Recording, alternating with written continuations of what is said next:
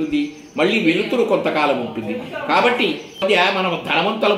ఆ ప్రకారంగా ఊరి వాళ్ళందరూ కూడా ఆడివాళ్ళు, మగవాళ్ళు, పిల్లలు, పెద్దలు అందరూ కూడా ఒక పండగ వాతావరణం. పండగనేది కేదారేశ్వరుని యొక్క వ్రతం అంటే. వీళ్ళు చిన్నప్పటి నుంచి ఇంట్లో కష్టాలు పడుతున్నారు. ఏ రోజు ఏ పూజ చేయలేదు.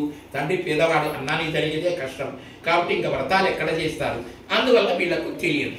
ఆ విధంగా ఊళ్ళో వాళ్ళంతా ఆ తోరాలు కట్టుకొని తీర్థ ప్రసాదాలు తిని విధి భోజనాలు చేసిపోతుంటే చూసి వాళ్ళ తండ్రిని అడిగినారు, నాన్న ఏంటి నాన్న ఊళ్ళో వాళ్ళందరూ ఈ విధంగా ఏదో చేతికన్నీ తోరాలు కట్టుకొని కొత్త బట్టలు కట్టుకొని ఎప్పుడు పుట్టినాడు, ఎక్కడ పుట్టినాడు, ఎంతకాలమైందో ఎత్తినాడు. ఇప్పుడు రామావతారం ఎత్తితే దశరథుడు, కౌసల్య రామావతారంలో తల్లిదండ్రులు.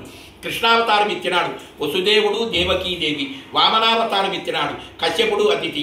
ఇట్లా ఎన్నో అవతారాలు ఎత్తినాడు మహావిష్ణువు. ఆయనకు తల్లిదండ్రులు ఉన్నారు, ఈయనకు తల్లి లేదు, తండ్రి లేదు. ఎంతకాలం ఏదో జడలు అల్లగట్టకపోయి ఉంటాయి. అటువంటి వాడు అందుకే దేవతలకే దేవుడు అన్నటువంటి యొక్క పేరు రావడం జరిగింది. కాబట్టి ఇక్కడ ఈ యొక్క కేదారేశ్వరుని యొక్క వ్రతంలో కూడా దాని మనకు ఆ యొక్క మీ తల్లి లేనందువల్ల అది చేయలేదు. కాబట్టి మనకు కూడా ఆ పద్ధతి ఉన్నది. కాబట్టి దాని గురించి విరమించుకోండి అని ఎప్పుడైతే చెప్పిపోయినాడో వీళ్ళు ఎంతకాలం ఈ విధంగా కష్టపడతాం. ఆ స్వామి యొక్క అనుగ్రహం ఉంటే మనకు మంచి రోజులు వస్తాయి. శివాలయం దగ్గరికి వెళ్ళినారు, అక్కడ ఎంతమంది వచ్చినారు, వ్రతాలు చూసుకొని పోతున్నారు. కానీ వీళ్ళకి పెద్దవాళ్ళ మాట చల్లగా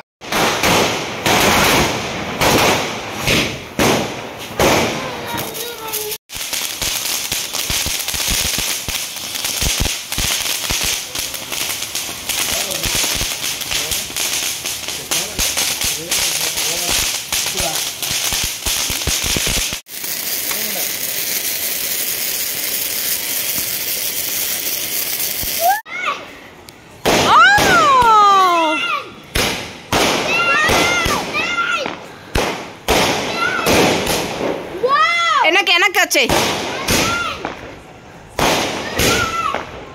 కున్ను కమ్ బ్యాక్.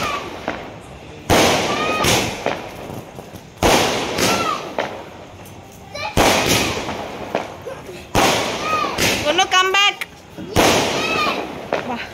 మీద పడతాయి.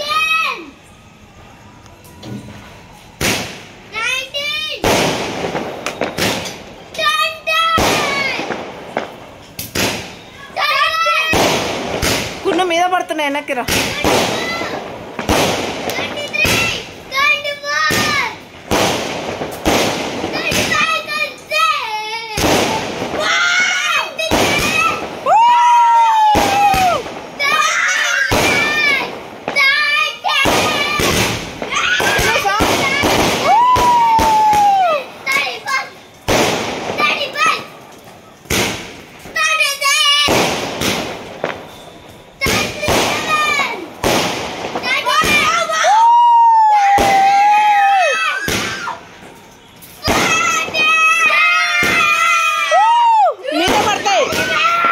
కున్ను వెనక్కి జరుగు, మీద మీద పడుతున్నాయి చూడు.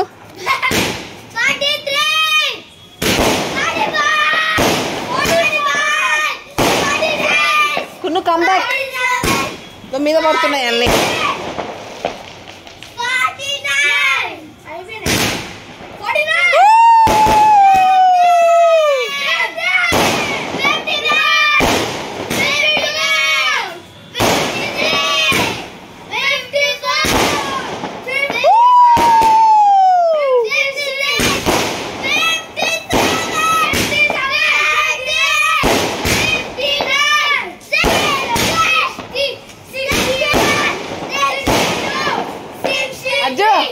అట్టియా